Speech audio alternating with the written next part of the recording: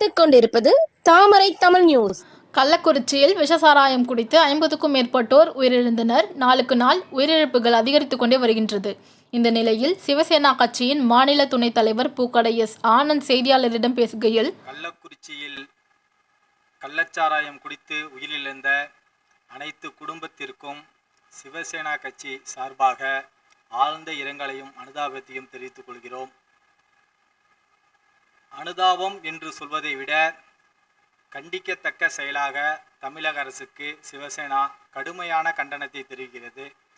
வருங்காலத்தில் கள்ளச்சாராயம் புழக்கத்தில் இருந்தால் ஊருக்கு ஊர் கொத்து கொத்தாக மக்கள் இறப்பார்கள் என்பது இதன் வாயிலாக தமிழக அரசிற்கு, தமிழக மக்களுக்கு தெளிவாக தெரிகிறது.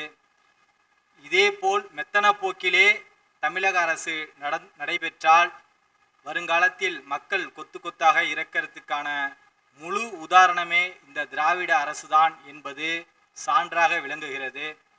இதனால் சிவசேனா கட்சி தமிழக அரசை கடுமையான கண்டனத்தை தெரிவிப்பதோடு தமிழகம் முழுவதும் கூடிய விரைவில் ஆர்ப்பாட்டங்கள், போராட்டங்கள் என களத்தில் இறங்கும் என்பதை இதன் வாயில் தெரிவித்துக் கொள்கிறோம். சிவசேனா கட்சியின் மாநில தலைவர் திரு மணிபாரதி ஜி அவர்கள் இறந்தோர் குடும்பத்தை நேரில் வென்று கூடிய விரைவில் பார்ப்பதாக தொலைபேசி வாயிலாக தெரிவித்திருக்கிறார்.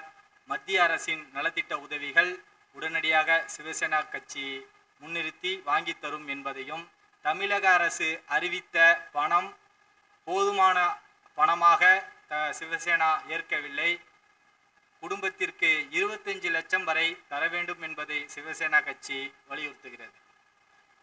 இதேபோல் தமிழகத்திலே ஆங்காங்கே கிராமப்புற பகுதிகளிலே விஷச்சாராயமும் கள்ளச்சாராயமும் மெத்தனான் கலந்த சாராயங்களாக விற்பனையாகி கொண்டிருக்கிறது. இதேபோல் போதைப் பொருட்கள் அதிகமாக புழக்கத்தில் உள்ளது.